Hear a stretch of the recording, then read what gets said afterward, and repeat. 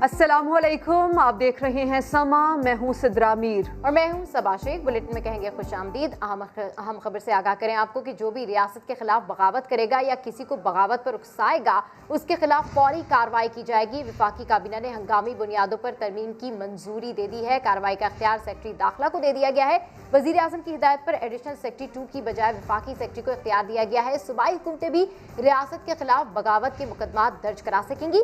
विफाकी काबीना से circulation summary के जरिए मंजूरी ली गई। मौजूदा हालात के पेश नज़र ये अहम फैसला किया गया है। इस फैसले में ये कहा गया है कि जो भी रियासत के खिलाफ बगावत करेगा या बगावत के लिए उकसाएगा उसके खिलाफ फौरी कार्रवाई की जाएगी। विफाकी काबीना ने हंगामी बुनियादों पर तरमीम की मंजूरी भी दे दी है। कार्रवाई का इख्तियार सेक्रेटरी दाखिला को दे दिया गया है। वजीर आजम की हिदायत पर एडिशनल सेक्रेटरी 2 की बजाय विफाकी सेक्रेटरी को इख्तियार दिया गया है। सूबाई हुकूमतें भी रियासत के खिलाफ बगावत के मुकदमात दर्ज करवा सकेंगी।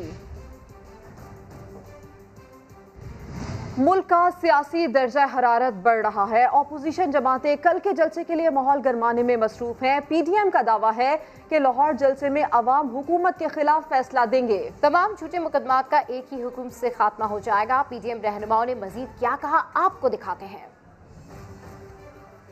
अपोजिशन जमातें अवामी ताकत दिखाने के लिए तैयार। रहनुमाओं की जलसा गाह में आमद। इंतजामात देखिए और मीडिया से गुफ्तगू में हुकूमत को खूब ललकारा। राना सनाउल्लाह कहते हैं मुल्क में गैर आईनी मुदाखलत के तमाम रास्ते कल से बंद हो जाएंगे।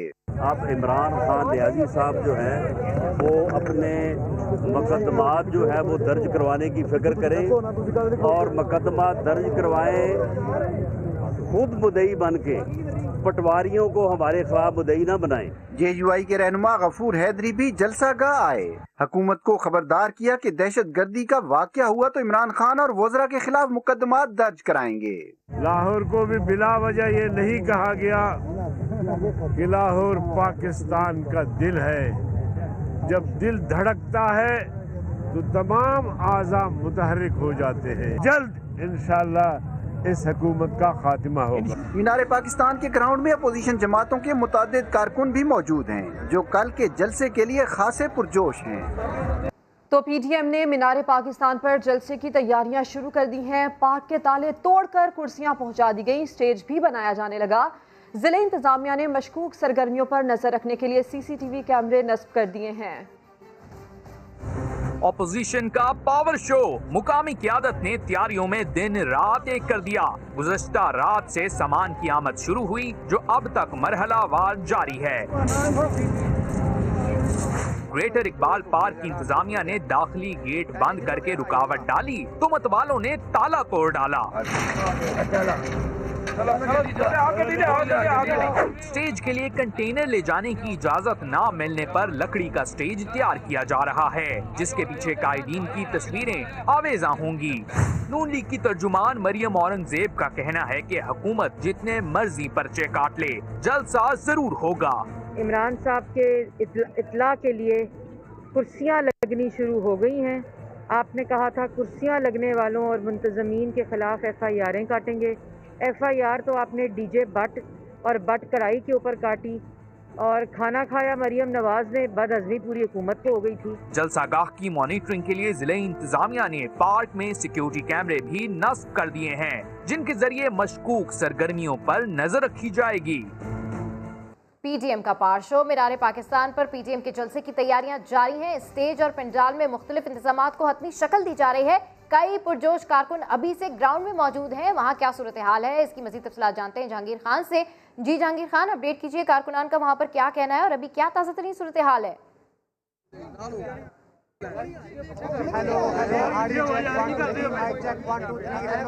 मीनार पाकिस्तान पर PDM के जलसे की तैयारियां जारी हैं। स्टेज और पंडाल में मुख्तलिफ इंतजामात को हतमी शक्ल दी जा रही है। कई पुरजोश कारकुन अभी से ग्राउंड में मौजूद हैं। आपको इस खबर से अपडेट कर रहे हैं PDM के जलसे के हवाले से। जिस तरीके से मीनार पाकिस्तान में तैयारियां जारी हैं, कुर्सियां पहुंचा दी गई हैं, वहां पर जो कारकुन मौजूद हैं वो अभी से पुरजोश नजर आ रहे हैं। इसकी मजीद तफसीलात जानते हैं जहांगीर खान से। जी जहांगीर खान, अपडेट कीजिए।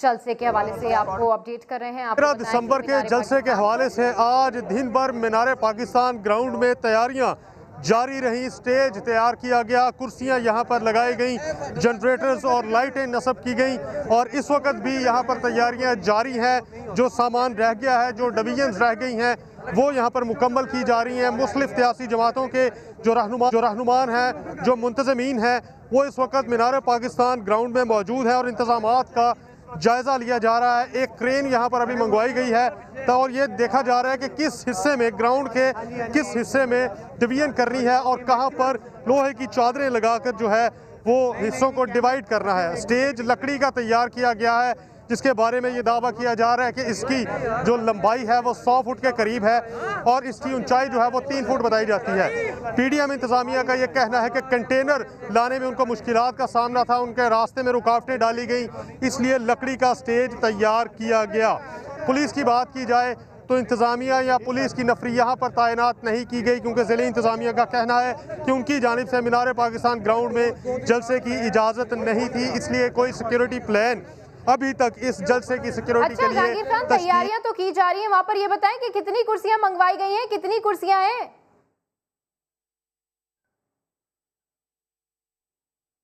जहाँ तक बात है तो जलसा की जो इंतज़ामिया है उनका कहना है कि कैटरिंग वालों को हुकूमत की जानिब से, इंतज़ामिया की जानिब से डराया गया, धमकाया गया, इसलिए उनको कुर्सियाँ जो हैं वो मुयस्सर ठीक तरह से नहीं आ सकी, जिसके बाद गुजरांवाला से कुर्सियों के 2 ट्रक यहाँ पर मंगवाए गए थे और पीडीएम की जो इंतज़ामिया है उनका कहना है कि 50,000 के लगभग कुर्सियाँ यहाँ पर कल सुबह तक लगा दी जाएंगी। लेकिन अभी की अगर फिगर की बात की जाए तो उनका ये दावा जो है, कल तक कुर्सियां लगा दी जाएंगी। ये कुर्सियां गुजरांवाला से मंगवाई गई हैं। अपडेट कर रहे थे जहांगीर खान, आपका शुक्रिया। और पीडीएम चाहे तो इस्तीफों के लिए 24 घंटे सर्विस दे देते हैं। वजीर बराए हवाबाजी गुलाम सरवर खान ने अनोखी पेशकश कर दी। ये भी दावा किया कि अपोजिशन के कई अरकान असेंबली तहरीक इंसाफ से राब्ते में है। बोले ये वक्त जलसों का नहीं, इकट्ठे होने का है। प्राइम मिनिस्टर की ऑफर के आए, अपोजिशन बैठ जाए, जो करप्शन के केसेस हैं उस पे बात नहीं होगी, नैब लॉज की अमेंडमेंट पे बात नहीं होगी, किसी नए एनआरओ पे बात नहीं होगी। हम किसी जलसे जुलूस से खाइफ नहीं। ये जो सेकंड फेज है कोविड का, ये पहले से ज्यादा खतरनाक। अच्छी बात है इस्तीफे दे, लेकिन जो है वो भी जाएगा हाथ से। पीपल्स पार्टी इस्तीफे नहीं देगी। मुस्लिम लीग नून के अंदर भी एक बड़ा दड़ा इस्तीफे देने के खिलाफ है। वो कहते हैं तो हम 24 आवर सर्विस देने के लिए तैयार हैं। 31 तारीख भी आ जाएगी, लोग इस्तीफे नहीं देंगे। नेशनल असेंबली के कुछ लोग वफाकी हुकूमत के साथ राब्ते में, सियासी FIR विड्रॉ भी हो जाती हैं। मुस्लिम लीग जिस तरह 2008 में NRO पीपल्स पार्टी को आगे रख के लिया गया। पाकिस्तान में जितनी भी दहशतगर्दी हो रही है, इसके पीछे राह और हिंदुस्तान है। कश्मीरियों के साथ यकजहती का इजहार करना और उसमें नई हिकमत अमली बनाना, जिसमें भी अपोजिशन आए, बैठे, बात करे, तजावीज़ दे। समा की खबर फिर दुरुस्त साबित हुई। पीपल्स पार्टी को बड़ा धचका लग गया। सेनेटर मुस्तफा नवाज खोकर ने बिलावल भुट्टो के तर्जुमान के ओहदे से इस्तीफा दे दिया। पीपल्स पार्टी के कई सीनियर रहनुमाओं ने बनाने के लिए मुस्तफा नवाज से राब्ते की कोशिश की, मगर उन्होंने फोन नहीं उठाया। मुस्तफा नवाज खोकर ने ट्वीट पैगाम में फोन न उठाने पर माजरत कर ली। लिखा, राब्ते की कोशिशें करने वाले पार्टी के दोस्तों का मशकूर हूं, लेकिन कुछ चीजों को समझने के लिए वक्त दरकार होगा। इसी पर पीपल्स पार्टी रहनुमा कमर जमान कायरा का कहना है कि क़यादत से इख्तिलाफ हो तो लोग पार्टी छोड़ते हैं। मुस्तफ़ा नवाज ने पार्टी से नहीं, इंतजामी ओहदे से इस्तीफा दिया है, उन्हें मना लेंगे। यह है कि शिकायत का मुझे तो नहीं है, लेकिन अगर मेरी कोई शिकायत है भी तो ये नहीं होता ना जमातों के अंदर कि मैं जो राय दूं वो राय मानी जाए। मैं राय देने में आजादी और अपना हक रखता हूं, हर फोरम पे मुझे ये आजादी हासिल है। लेकिन अगर कसरत राय मेरे ओपिनियन के खिलाफ है, ये पार्टी लीडरशिप समझती है कि ये व्यू दुरुस्त नहीं है, तो वो नहीं मानेंगे। पार्टी की क़यादत के अंदर इख्तलाफात हों तो लोग पार्टी से अलग होते हैं जी। ये तो इंतजामी ओहदे होते हैं, उन्होंने इससे डिफरेंस ऑफ ओपिनियन रखा, वो अलग हो गया, ठीक हो जाएगा। हुकूमत और अपोजिशन के दरमियान महाजराई जारी है। रहनुमा एक दूसरे के खिलाफ भरपूर गोलाबारी कर रहे हैं, लेकिन शेख रशीद के अलावा हुकूमत के तमाम इत्तेहादी खामोश हैं। रिपोर्ट करेंगे अब्बास शबीर। पीडीएम में शामिल अपोजिशन जमातें और हुकूमत आमने सामने, बयान पर बयान, इल्जाम दर इल्जाम, एक तरफ से वार तो दूसरी जानिब से पलटवार। मगर सियासत के हंगामा खेज स्पेल में भी हुकूमत के इत्तेहादी देखो और इंतजार करो की पॉलिसी पर गामजन। सब खामोशी की चादर तान कर गोशा नशीन हो गए। हुकूमती तर्जुमानों के साथ फ्रंट फुट पर खेलने वाले शेख रशीद वाहिद इत्तेहादी हैं। वफा करोगे हम वफा करेंगे, जफा करोगे जफा करेंगे, सितम करोगे सितम करेंगे। हम आदमी हैं तुम्हारे जैसे, जो तुम करोगे वो हम करेंगे। काफ लीग समेत किसी इत्तेहादी ने हुकूमती बयानबाजी में हिस्सा लिया, न ही अपोजिशन जमातों पर किसी किस्म की तनकीद की। MQM समेत सिंध की इत्तेहादी जमातों ने भी एक चुप 100 सुख का रवैया अख्तियार कर रखा है। और ऐसे में वजीर आला पंजाब उस्मान बुज़दार ने अपोजिशन को बैठकर बातचीत का मशवरा दे दिया। कहते हैं मुल्क में कोरोना की सूरत हाल तशवीशनाक है, अवाम की जिंदगी खतरे में डालने के लिए जलसे क्यों किए जा रहे हैं। थ्रेट अलर्ट्स हैं वो भी मौजूद हैं। पॉजिटिविटी रेट जो है 46% से भी ज़्यादा है। दुनिया में कहीं हो रहा है कि जलसे जुलूस जो हम यहाँ कर रहे हैं, कौन सी इमरजेंसी आ गई है, क्या हो गया है जो हम इस तरह के काम करें। इस तरह की सूरत हाल के अंदर आवाम की ज़िंदगियों के साथ खेलना मेरे ख्याल में किसी भी सूरत मुनासिब नहीं है और ना इसकी इजाज़त दी जा सकती है। आवाम की जो ज़िंदगियाँ हैं उनके साथ कंप्रोमाइज़ न करें, उनके साथ न खेलें। ये इस तरह के जो इश्यूज़ हैं उनको बैठ के भी डिस्कस किया जा सकता है। आप ये बताएं कि ये मुनासिब काम है इस तरह की सिचुएशन के अंदर जो कुछ करने जा रहे हैं, तो उसके बाद कानूनी अपनी कार्रवाई पूरी होगी। इंशाल्लाह सरकार का जो काम होगा वो अपना पूरा करेंगे। जी एक और गौर तरफ मसला, जमातें दो लेकिन दावा एक ही। पीपल्स पार्टी ने पंजाब को माजी की तरह एक बार फिर फतह करने का इंदिया दे दिया। नून लीग के रहनुमा राना तनवीर कहते हैं लाहौर नून लीग का गढ़ है और रहेगा। दोनों जमातों के दावों पर देखिए लाहौर से ये रिपोर्ट।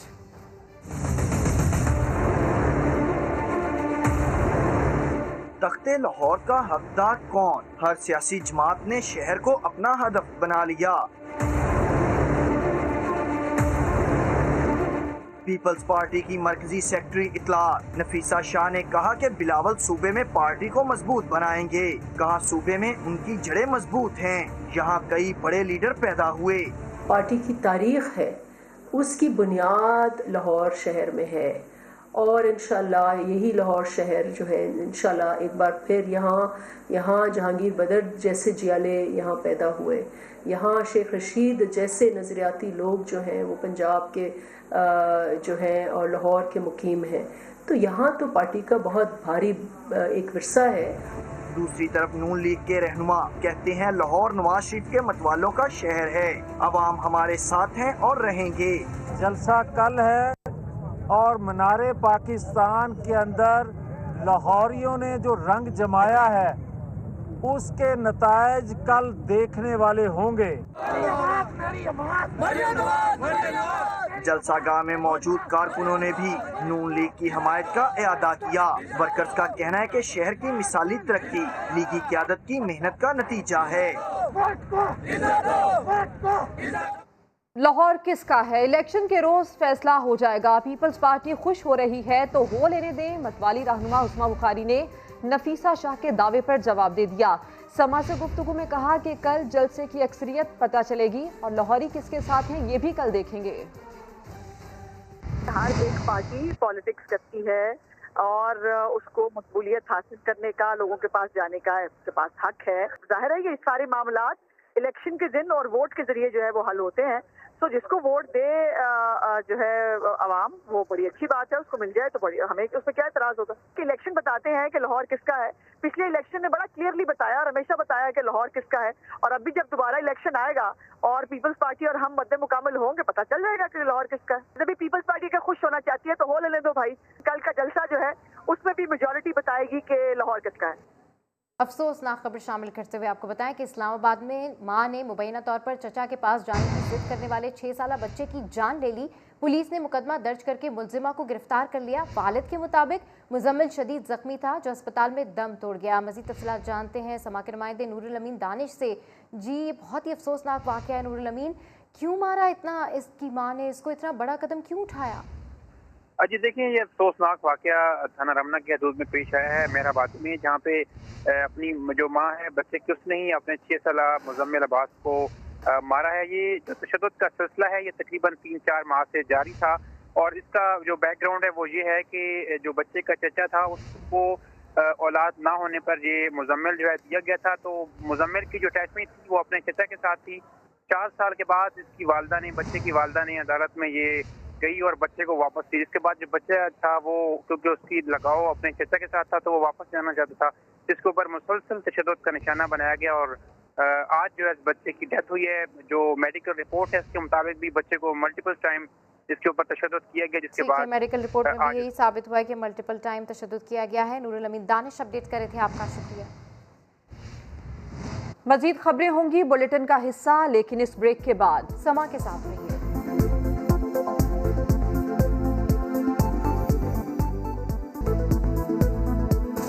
Welcome back. महंगाई का शोर, लेकिन गाड़ियों की फरोख्त में 63% इजाफा। लगता है कि पाकिस्तानी गाड़ियों और मोटरसाइकिल्स की खरीदारी का नया रिकॉर्ड बनाने की तैयारी कर रहे हैं। इस साल नवंबर में पिछले साल के मुकाबले में 63% से ज्यादा गाड़ियां फरोख्त हुई। मिडिल क्लास ने भी 5 महीनों में 8 लाख मोटरसाइकिल्स खरीदी। किसानों ने भी पिछले साल की निस्बत 33% ज्यादा ट्रैक्टर्स खरीद डाले हैं। माहिरीन इस बारे में ये कहते हैं कि इस साल 20 लाख से ज्यादा गाड़ियों, मोटरसाइकिल्स और ट्रैक्टर्स की रिकॉर्ड फरोख्त हो सकती है। ये सेल्स मुसलसल बढ़ रही हैं, ये तमाम आदाद-ओ-शुमार ऊपर की तरफ जा रहे हैं। तो इसी हवाले से आपको ये बताएं कि मुल्क में गाड़ियों और मोटरसाइकिल्स की खरीदो फरोख्त बढ़ रही है और पाकिस्तान धड़ाधड़ गाड़ियां खरीदने लगा है। लगता यह है कि पाकिस्तानी गाड़ियों और मोटरसाइकिल्स की खरीदारी का नया रिकॉर्ड बनाने की तैयारी कर रहे हैं। इस साल नवंबर में पिछले साल के मुकाबले में 63% ज़्यादा गाड़ियाँ फरोख्त हुई हैं, जबकि मिडिल क्लास ने भी 5 महीनों में 8 लाख मोटरसाइकिल्स खरीद डाली हैं। किसानों ने भी पिछले साल की निस्बत 33% ज़्यादा ट्रैक्टर्स खरीद डाले हैं। इसी मामले पर बात करने के लिए इस वक्त हमारे साथ वजारत सनत व पैदावार के मातहत इदारे इंजीनियरिंग डेवलपमेंट बोर्ड के तर्जुमान आसिम अय्याज साहब मौजूद हैं। उनसे बात करते हैं। आसिम साहब, शुक्रिया आपके वक्त के लिए। ये बताइएगा कि ये गाड़ियों की सेल्स बढ़ना तो बड़ी खुशाइन बात है, मुल्क में कार मैन्युफैक्चरिंग का मुस्तकबिल कैसा आप देख रहे हैं और हुकूमती पॉलिसीज़ के तहत मार्केट पर क्या असरात होंगे?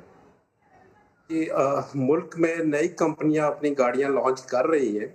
अवाम के लिए सबसे पहली खुशखबरी तो ये है कि एक मुकाबला आ गया है। जो पहले टोयोटा, होंडा और सुजुकी की गाड़ियां बनती थी, अब पाकिस्तान में किया, Hyundai, MG, master motor, Changan, फोरलैंड, काफ़ी मुकाबला आ जाएगा। प्रोटॉन जो मलेशियन मेक है, वॉक्सवैगन ने भी लाइसेंस ले रखा है। तो फिलहाल तो एक चॉइस जो है कस्टमर को मिली है। जहाँ तक प्राइसेस का ताल्लुक है, वो कम तब होंगी जब कोई टैक्सेस जो गवर्नमेंट है कोई उसमें छूट को कंसिडर करे। अगली पॉलिसी हमारी बनने जा रही है बहुत जल्द, जो जून 21 के बाद आएगी। इस पॉलिसी में 21 के करीब नई कंपनियों ने पाकिस्तान में इंटरेस्ट शो किया था, जिसमें से कोई 7 के करीब कंपनियां ऑलरेडी गाड़ियां बना रही हैं, जिनके मैंने नाम आपको लिए। अगर इसमें जो टैक्सेस का पोर्शन है कीमतों में, उसको अगर थोड़ा कम किया जाए तो कीमतें कम हो सकती हैं। लेकिन हम अगली पॉलिसी जो 2021 से 2026 तक बननी है, उससे पहले कुछ बता नहीं सकते इस पे। आसिम साहब, है तो वैसे ये अच्छी बात कि गाड़ियों की सेल्स बढ़ी है, लेकिन क्या वजह है कि इस्तेमालशुदा गाड़ियों की तरफ लोग अब नहीं जा रहे? कोई खास वजह हो सकती है इसकी? सबसे पहले तो एक इंस्टॉल्ड कैपेसिटी होती है। इंस्टॉल्ड कैपेसिटी 2,65,000 से बढ़ के 4,18,000 हो जाएगी गाड़ियां बनाने की। हमारी डिमांड जो है वो 3 लाख के करीब है। इस वक्त जो सेल्स बढ़ी हैं उसकी कोई मल्टीपल वजूहात है। एक तो कोविड की वजह से जो लॉकडाउन था, गाड़ियों की कंपनियां बंद हुई थी, एक डिमांड मार्केट में थी। दूसरा, जो इंपोर्ट ऑफ यूज्ड कार है उसके ऊपर खासा जो स्टेट बैंक ने रेगुलेशंस लगाई है, मिनिस्ट्री ऑफ कॉमर्स और मिनिस्ट्री ऑफ इंडस्ट्रीज के कहने पे कि पाकिस्तान का पैसा बाहर ना जाए, बल्कि बाहर से जो एक्सपेट्रिएट्स हैं वो पैसे का या उन स्कीमों का सही इस्तेमाल करें। उसके तहत भी डिमांड बढ़ी है।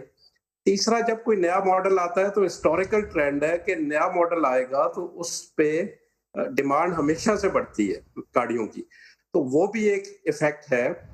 इस वक्त मार्केट में तेजी है। मार्केट में तेजी होने का मतलब यह है कि वेंडर्स, जो पार्ट सप्लायर्स होते हैं, डीलर्स, ये हर एक एक्टिविटी जनरेट होती है। फिलहाल जो है वो मुकाबला और चॉइसेस कस्टमर्स को मिली है। तो इसके बाद आसिम साहब, आप क्या समझते हैं इस इंडस्ट्री से हमारी मईशत को कितना फायदा होगा? हम कारों पे रहते हैं तो एक टैरिफ जो कस्टम ड्यूटी थी 30 और 45 थी, अगर तो नए आने वाले को 10 और 25 दी गई। इसी तरह जो एग्जिस्टिंग प्लेयर थे उनके लिए भी टैक्स में छूट दी गई, 32.5% से 30 पे लाएगी। उस वक्त जो मार्केट डायनामिक्स थे, जो ये किया गया, ये उसको देख के किया गया कि मुकाबला हमने बढ़ाना है मार्केट में। तो ये इंडस्ट्री जब आप कहते हैं कि जी इसमें गवर्नमेंट सपोर्ट कर रही है या करना चाहिए, ये मदर ऑफ इंडस्ट्रीज कहा जाता है। इसमें ऑटोमोटिव में कोई 1000 किस्म के पार्ट्स लगते हैं, plastic technology, sheet metal, castings, forging. तो इस में मुल्क में एक कैपेबिलिटी डेवलप होती है for component manufacturing for different type of things. तो ये एक मेन इंडस्ट्री है जिससे अलाइड इंडस्ट्री भी काफ़ी डेवलप हो सकती है। तो इसको सपोर्ट तो गवर्नमेंट कर भी रही है और करना भी चाहिए। इसको दुनिया की हर गवर्नमेंट, वैसे यूएसए देख लें, जापान देख लें, थाईलैंड देख लें, इंडिया देख लें, सारे ही सपोर्ट करते हैं। जी बिल्कुल ठीक कह रहे हैं सर कि इसको सारे ही सपोर्ट करते हैं, मुल्क में कैपेबिलिटी डेवलप करती है। इस वक्त आसिम यहाँ समा से गुफ्तगू कर रहे थे, आपका शुक्रिया। इसी पर बात करने के लिए हमारे साथ मौजूद हैं वफाकी वजीर असद उमर साहब, बहुत शुक्रिया आपने समा के लिए वक्त निकाला। ये बताइएगा सर कि महंगाई तो नीचे आ रही है लेकिन अवाम में जो परसेप्शन है वो अब भी ऊपर जा रहा है, क्या कहते हैं आप इस पर? ये बिल्कुल दुरुस्त बात है जी कि हमारी अगर आप बरामदात देखें तो उसमें भी तेज़ी से इजाफा हो रहा है। गाड़ियों की सेल्स, मोटरसाइकिल की सेल्स, सीमेंट की सेल्स बढ़ रही हैं। मजमूई तौर पे जो बड़ी सनतें हैं उनकी शरह नमू जो है वो बढ़ती चली जा रही है। इसी तरीके से और अच्छी खबर ये आनी शुरू हुई है कि महंगाई के अंदर जो है वो ज़रा कमी आनी शुरू हुई है और पिछले 3 हफ्तों से जो आदाद शुमार आते हैं उसमें कमी देखने में आई है और पिछले 8 में से 6 हफ्तों के अंदर हमें ये कमी देखने के लिए आई है। सबसे नुमाया कमी तो चीनी के अंदर है जो 31 रुपये किलो जिसकी कीमत में कमी आई है सिर्फ 1 माह के अंदर। अच्छा सर, ऑटो सेक्टर से तो अच्छी खबरें आ रही हैं, कंस्ट्रक्शन में भी हलचल हो रही है, क्या हुकूमत तामीराती शोबे को दिए गए रिलीफ को आगे बढ़ाने का इरादा रखती है? ज़मीन के ऊपर जब काम होना शुरू होता है ना, इस वक्त नज़र आ रहा है वो, और वो अगर आप ग्राउंड पे जाएंगे तो जहाँ सनत के अंदर मज़दूर भी काम करते हैं तो मज़दूरों से भी आपको पता चल जाएगा। तो फिर लोगों में ये सलाहियत भी पैदा होती है और हिम्मत भी होती है कि ज़्यादा मैं वो चीज़ें जो ज़्यादा देर तक चलती हैं, ड्यूरेबल गुड्स जिनको कहते हैं, जिसके अंदर मोटरसाइकिल, गाड़ियाँ हमारा शामिल हैं, उनकी जो है वो आपको सेल्स बढ़ती भी नज़र आती हैं और यही सूरत हाल इस वक्त नज़र आ रही है। इसी तरीके से वो इदारे जो हैं या वो चीज़ें जिनकी कंस्ट्रक्शन से ताल्लुक़ है, लोग घर बना रहे हैं, बिल्डिंग्स बन रही हैं, कमर्शियल प्लाजाज बन रहे हैं, तो सीमेंट की सेल्स, स्टील की सेल वो आपको बढ़ती हुई नज़र आ रही है। और एक वजह लोगों के पास इस वक्त पैसा इसलिए ज़्यादा आ रहा है कि बैरून मुल्क पाकिस्तानी जो हैं वो रिकॉर्ड तकरीबन 30% पिछले साल से ज़्यादा इस वक्त रेमिटेंसेज आ रही हैं मुल्क के बाहर से, और वो ज़ाहिर है पैसा जब लोगों के हाथ में आता है तो उनके पास खर्च करने के लिए पैसा ज़्यादा होता है। वज़ीर आज़म की बड़ी ख्वाहिश है कि ये जो कंस्ट्रक्शन इंडस्ट्री का जो पैकेज है इसको आगे भी बढ़ाया जाए। इसके अंदर IMF के साथ वज़ीर ख़जाना जो हैं वो उनकी बातचीत चल रही है, और जैसे पहले हुआ था कि अगर ज़रूरत पड़ी थी तो वज़ीर आज़म ने ख़ुद ज़ाती तौर पे भी IMF के मैनेजिंग डायरेक्टर से बात की थी, और इस दफ़ा भी वज़ीर आज़म की ख्वाहिश यही है और अगर ज़रूरत पड़ी तो वो दोबारा से भी ऐसा करेंगे। जी ठीक है, बहुत शुक्रिया। असद उमर इस वक्त समा से गुफ्तगू कर रहे थे और अपनी गुफ्तगू में उन्होंने बड़ी खबर दी है। उनका कहना है कि वज़ीर आज़म कंस्ट्रक्शन इंडस्ट्री के पैकेज को आगे बढ़ाना चाहते हैं। इस अहम खबर से आपको अपडेट करें। समा से गुफ्तगू में वफाकी वज़ीर असद उमर का कहना है कि वज़ीर आज़म कंस्ट्रक्शन इंडस्ट्री के पैकेज को आगे बढ़ाना चाहते हैं। महंगाई में कमी आ रही है, चीनी की कीमत 1 माह में 31 रुपये कम हुई है, बड़ी सनतों की शरह नमू भी बढ़ी है, सीमेंट और स्टील की फ़रोख्त में भी इजाफा हुआ है। जो अच्छी खबर है वो ये है कि वज़ीर आज़म कंस्ट्रक्शन इंडस्ट्री के पैकेज को आगे बढ़ाना चाहते हैं। वज़ीर ख़जाना की इस हवाले से IMF से बातचीत रही है, ज़रूरत पड़ने पर वज़ीर आज़म भी IMF से बात कर सकते हैं। आपको इस खबर से अपडेट कर रहे हैं वफाकी वज़ीर असद उमर की समा से गुफ्तगू, जिसमें उन्होंने कहा है कि वज़ीर आज़म कंस्ट्रक्शन इंडस्ट्री के पैकेज को आगे बढ़ाना चाहते हैं। आगे बढ़ते हैं। चीनी की कीमत कम हो गई, वज़ीर आज़म इमरान खान ने ट्विटर पर अपनी टीम को मुबारकबाद दी है। वफाकी वज़ीर असद उमर कहते हैं 1 माह में चीनी की औसत कीमत 31 रुपये फ़ी किलो कम हो गई।